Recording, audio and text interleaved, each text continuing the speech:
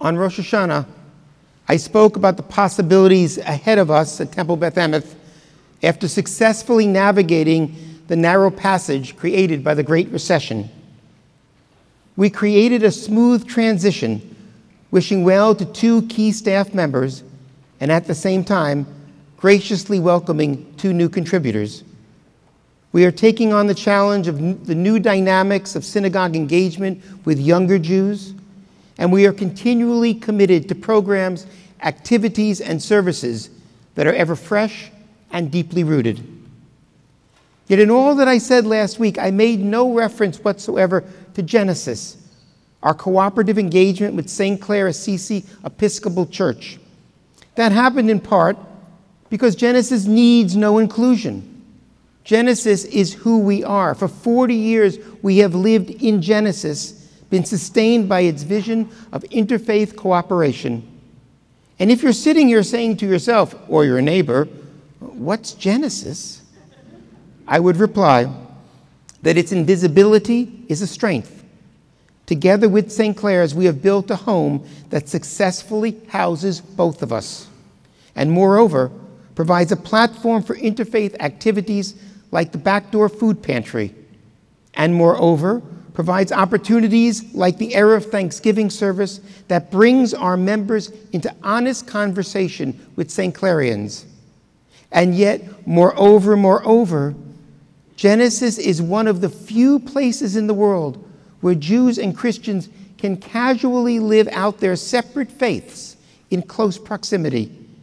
The real beauty of Genesis is transforming the other into friend, the stranger into fellow seeker, not by mixing, but by deepest regard and mutual respect. When I came to Temple Beth Emeth, Genesis was still young and fragile.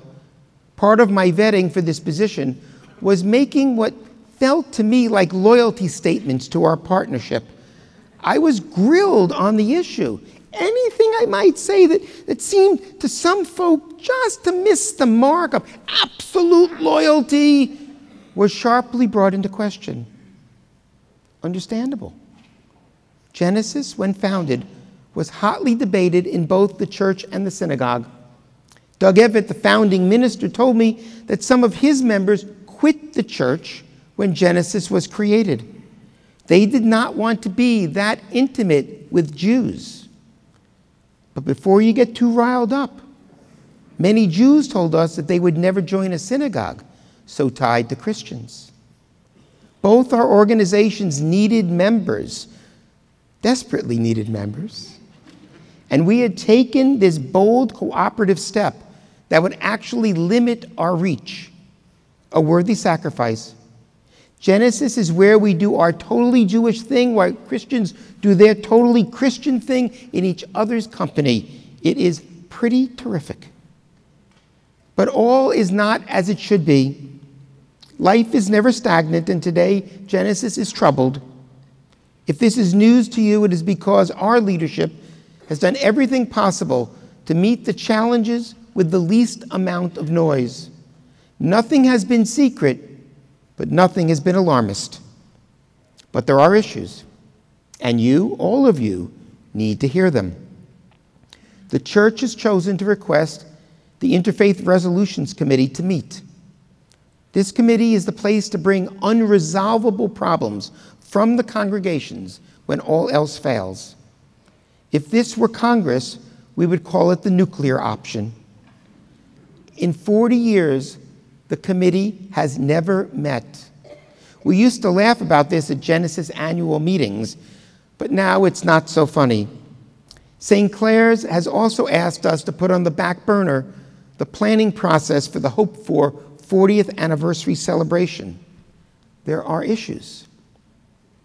I believe that the path to our present began several years ago when the minister or rector of St. Clair's and I met about space issues in the building.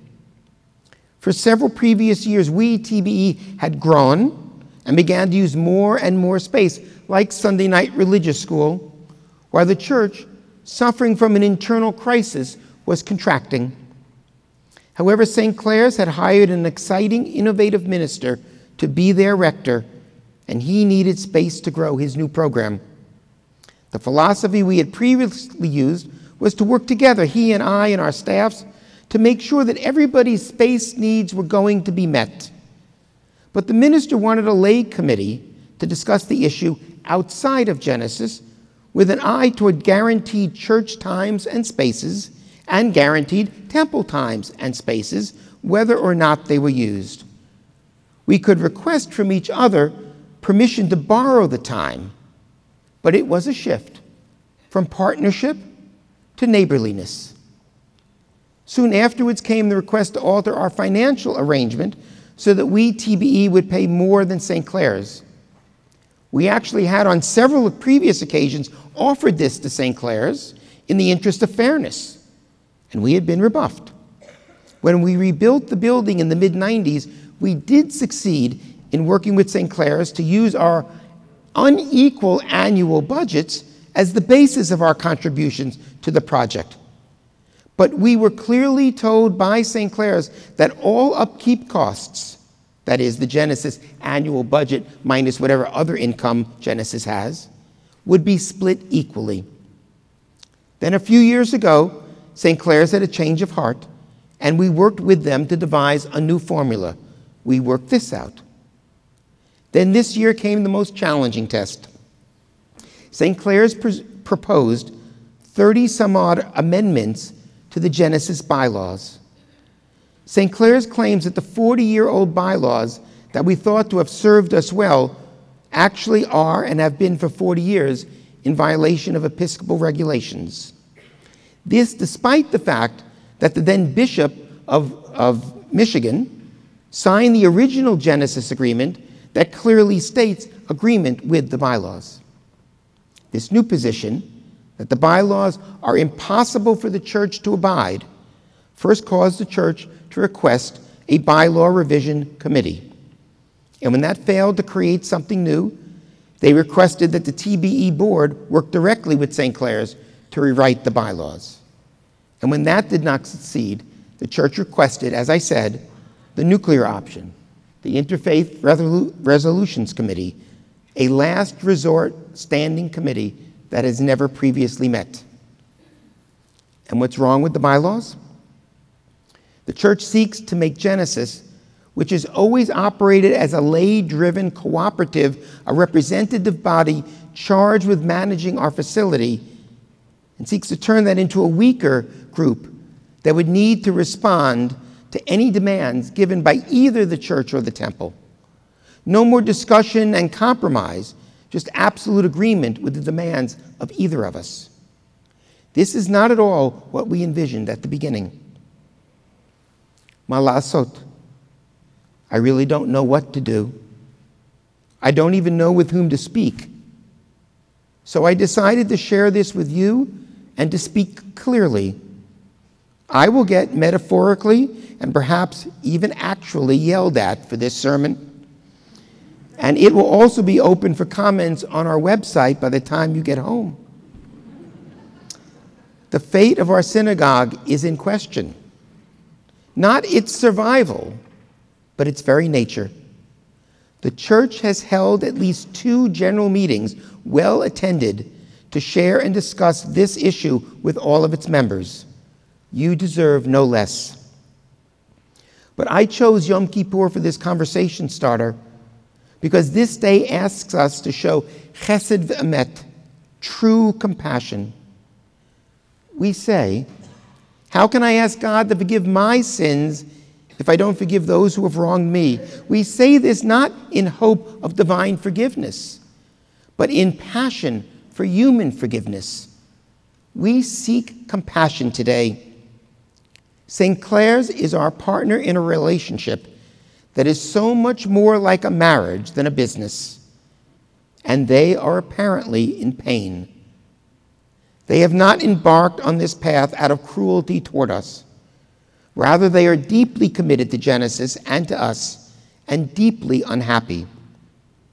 And yes, to some large extent, we are committed to helping them achieve happiness as they are to us. Now, perhaps there are sparks of anger in this room toward me, toward the church, toward its leaders, towards our leaders. I ask you to put those energies aside. I ask you to display compassion. When I came to TBE, as I said, I was vetted for my loyalty to Genesis. I was even interviewed by the then rector, and in that moment, we became friends. And in truth, I became a loyal disciple of Genesis. I believe in its power and its message, that two congregations can grow individually in each other's company and be the better of it.